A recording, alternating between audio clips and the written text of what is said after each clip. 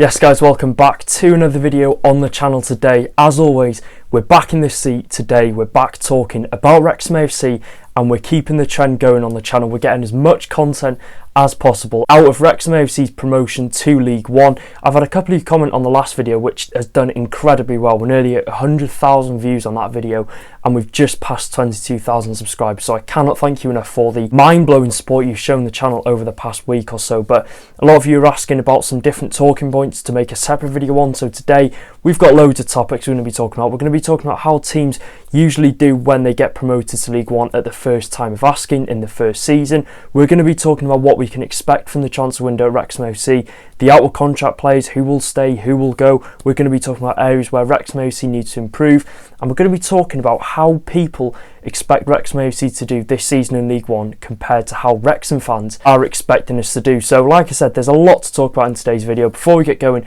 make sure to get down there and click the red subscribe button if you're new. I usually say we're on the road to 21,000 subscribers, but I'll say it this week, we're on the road to 23,000 subscribers. So we're really smashing the content out on this channel and you all seem to be enjoying it. So yeah, like I said, this is the place to be for regular Wrexham AFC news. And of course, do I dare say let's go for 1,000 likes again? If you could prove me wrong once again, then make sure to get down there, click the thumbs up, and let's get talking about the first talking point. So yeah, first talking point, we're going to be talking about the transfer window. Now, a lot of people are looking ahead to the transfer window already because it is going to be a very, very busy one for Phil Parkinson and Steve Parkin and all his coaching staff involved with the players that are potentially coming into Wrexham AFC. This is the start of an important season. This is sort of like the first hurdle that Wrexham AFC need to come across. It's about getting signings in. For some other clubs in League One, newly promoted teams, not saying anything bad about them, but Morecambe, Cheltenham Town, they might struggle to have that pull power once they get promoted to League One. But signing League One players, will it be an issue? I genuinely don't think so. Championship players, I think there's definitely a chance that we could lure some Championship players to come and join the project at Wrexham AFC. And of course, the man himself, Phil Parkinson, has said the other week in an interview that he's looking to sort the situation out for the out of contract players as soon as possible. So that's the first point we're going to be talking about, the out of contract players. The list is as follows: Aaron Hayden, Ben Tozer, Jordan Tunnicliffe, Callum McFadzean, Luke Young, Rob Lainton and Mark Howard. Some of those names, of course, have played a massive part at Wrexham AFC over the past couple of seasons. You know, some of those have got double promotions back to back, but now we're in League One. Phil Parkinson is of course going to be a lot more ruthless with who he keeps and who he lets go. But for some of the players on this list, injuries, competition in their position, etc. has limited their game time this season.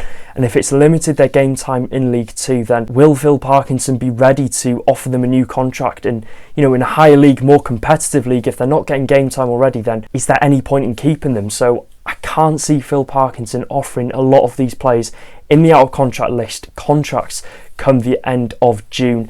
In my opinion, I think 2 players in that list will be offered new contracts at Wrexham AFC. I'm not going to say who, I'll let you guess in the comment section down below. On the topic of the transfer window, we're going to be talking about areas to strengthen at Wrexham AFC. Going into this League One season, like I said, you've got some big names going in there. You're going to have teams that have got a high quality squad that will be relishing the challenge of getting promoted to the Championship. It will be competitive, and of course with this it means you're going to need the best squad possible in order to enable your chances and increase your chances of promotion to the Championship. Now, I think the first area that Wrexham will possibly be looking to improve and strengthen, it's unfortunate I don't want to talk about it, but it's to do with Arthur Okonkwo. We've seen what a season Arthur Okonkwo has had. He's unlikely to be offered a new contract at Arsenal in this summer, and a report came out the other day that a host of Premier League and Championship clubs are looking to sign Arthur Okonkwo in the summer. So there's definitely a chance that we don't see Arthur Okonkwo sign a new contract at Wrexham AFC, which will be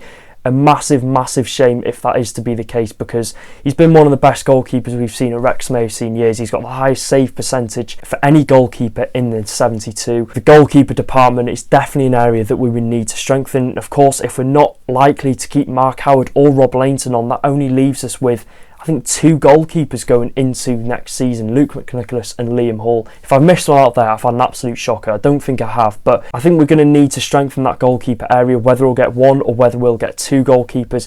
A first choice goalkeeper is a must if Arthur Okonkwo doesn't sign on a permanent. And keeping on the topic of out of contract players, we could possibly be losing Ben Tozer, Jordan Tunnicliffe and Aaron Hayden.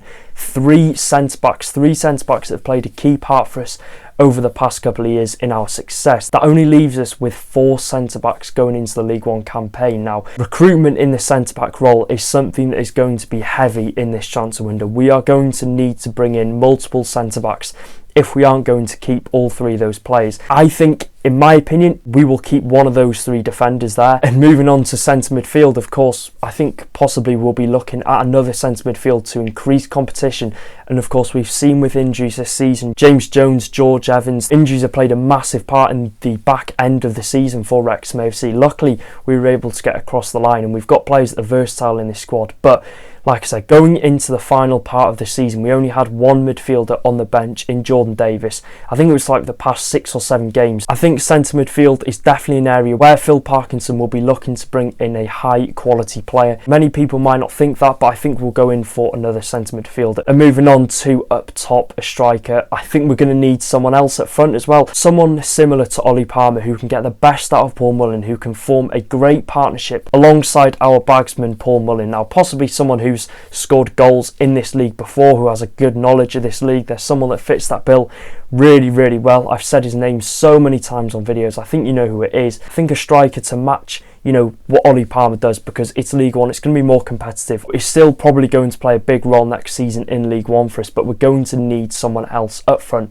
to partner Paul Mullin. So overall, the recruitment at Wrexham AFC in this summer, I think, is going to be very important, and we'll have an early indication of to how Wrexham AFC will possibly finish if we're able to bring in some big name players, some players who are going to bring quality to the squad. Like I've previously stated, most areas I think will definitely be improved and will be strengthened in the summer by Phil Parkinson, and he'll get his recruitment done early. Like he said in his interview, I think if we get the players in early to have a full pre-season with the squad, go out to America, if we can get that squad working together for a long period of time going into the season, then I think it's a win-win situation. And like I said, if we're possibly going to want to meet our ambitions and aims of, could that be playoffs, could that be looking at promotion, then we're going to need a couple of big signings coming into Wrexham AFC to increase competition, to add quality and depth into certain areas of the pitch. So yeah, I think a few players will be brought in the summer transfer window, and Phil Parkinson, Ryan and Rob will hopefully work their wonders. I said previously about more players being attracted to Wrexham AFC now we're in League One, and I think the challenge definitely looks a lot more lucrative at Wrexham AFC because, you know, we were able to bring in a League One captain when we were in the National League, and a couple of players might have seen, you know, the ambition that Wrexham had in the National League and thought it's not worth the drop down. Of course, Ben Tozer was one of those players that dropped down from League One. Paul Mullin, freshly promoted to League One. They were invested into the project early, and I think there's definitely a high chance now that we could, you know, possibly lure some Championship players down to Wrexham AFC if it obliges, of course, to the profit and sustainability rules, their wages, transfer fees, etc. But I definitely do think there's a chance that Championship players would look at Wrexham AFC's project, see that we're in League One now, see that, you know, we're meeting our ambitions, and our ambitions now are to go up again another level. Could they be excited by the project? 110%. Yeah, and something that changes compared to last year in League 2, now that we are in League 1, we're able to spend 60% of our turnover on wages. Now that was previously 55% where we were in League 2. Now this could be useful if we're looking at free agent signings, and more importantly Arthur Okonkwo. If it's going to mean that we chuck a high wage at Arthur Okonkwo, then at least, you know, we're able to spend 5% extra from our turnover. And could that be vital in this?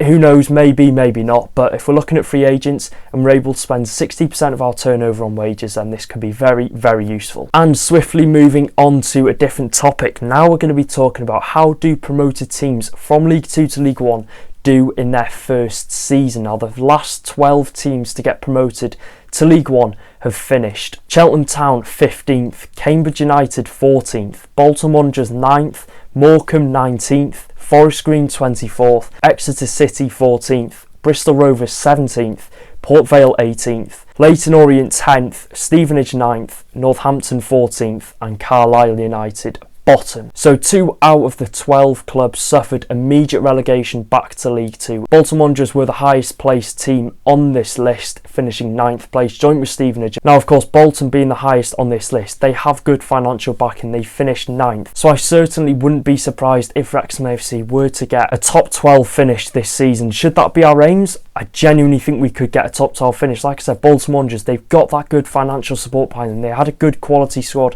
going into League 1. Now they're kicking for automatic promotion. So it just shows with good financial backing, with good recruitment, with a good manager in place, then you can definitely excel from going League 2 to League 1 in the first season. And the teams that didn't do so well in this list, Carlisle United, of course, bottom. They made those January signings, but people were saying those signings were made in preparation for their League 2 campaign next year because they almost accepted that they were down. Forest Green Rovers, of course, 24th. They've got a healthy budget at Forest Green, but they just couldn't find the manager. They didn't have the manager. The recruitment was very, very poor. Of course, we saw their agent fees were the second highest in League 2 this season, and yet they've got back-to-back relegation. So it just shows how important recruitment is before a season starts, and of course you need to get the right players to fit the right group of players that you've currently got. And I think that could also be reflected on the teams like Cambridge United, who finished 14th, Exeter, who finished 14th, and Leyton Orient, who finished 10th. You don't have to have the glitz and glamour, the good players. I've talked about Wrexham AFC needing high quality players into the squad, but I think that is just to improve our chances even more. The squad we've got at the minute is a good quality squad, and I think it is a squad that is capable of having a really, really good season in League 1 next year. And that could be testament to the likes of Cambridge United. Like I said, if they've got a good group of players and a good manager in place, then they're obviously going to succeed. If they're working well as a group, then they are going to have a good season. Now we're going to be talking about what is expected of Wrexham AFC going into League 1. Like I said at the start of the video, there is two sides to this, the media and the real football fans. There's two ways of looking at Wrexham AFC next season in League 1. The media portray us as someone who could probably go and beat Man City. You know, we spent money on players. They expect us to get promoted to the Championship. Some bookies have us favourites to win League 1 next year, which I'm not saying it won't happen, but I will be saying it will happen if we're 15 points clear with 5 games to go. But you know, as Wrexham AFC fans, you've got to look at this sensibly and realistically. A top half finish next year in our first season back in League 1 would definitely please a lot of Wrexham AFC fans. Like I said, I've said this multiple times across the last 2 videos, the competition is going to be massive next year. We're probably going to have Huddersfield Town down there. We've got Rotherham United. We're probably going to get Birmingham City. We might have Bolton Wanderers. You might have Barnsley. There are multiple teams in there that are going to give us a real run for our money. And we're not going to go out there expecting to win the league. If we win the league next year, I will be mind blown. But it's going to be a tough season at Wrexham AFC. And like I said, we've got to be serious about, you know, what we're expecting from the club next year. We've got a good squad. We've got a good high quality squad. And I'm not saying that promotion isn't achievable. Promotion next year would be an incredible achievement. But if we're looking at this realistically, a first season back in League 1, the teams that are going to be in there, it's going to be a tough league, and it would please me massively if we were to get a top half finish. Even better if we could somehow get playoffs. I've just realised that sounds like I'm really underestimating the team that we've currently got, but it's just my realistic stance on next season. And you know, you've seen the media, they're saying Wrexham AFC are they're going to get promoted again. They've got the squad to Ryan Reynolds this, Rob McElhenney that, they can do this, they can do that at Wrexham. I get what they're saying. I get that this is, you know, a fairy tale journey at Wrexham AFC. We've gone from rags to riches.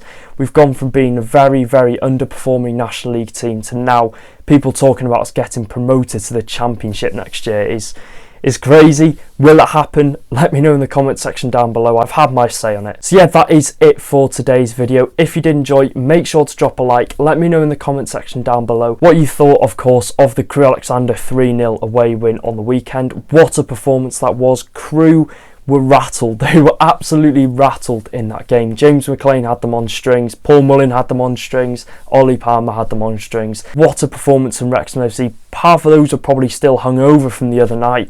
You know, I think they only reported back to training on Thursday, and to still batter Crewe Alexander 3-0. What a group of players we have. I'll see you in another video. Like I said, make sure to drop a like, subscribe, do all that good stuff, and let's see if we can get the video to 100,000 views that I uploaded the other day. The first one on the channel, so I cannot thank you enough for that. The support you've shown me has been absolutely magnificent, and to stay updated with all the future videos to come, tap that notification bell next to the subscribe button, and I'll see you in another video. Take care, guys. Up the promotion winning Reds.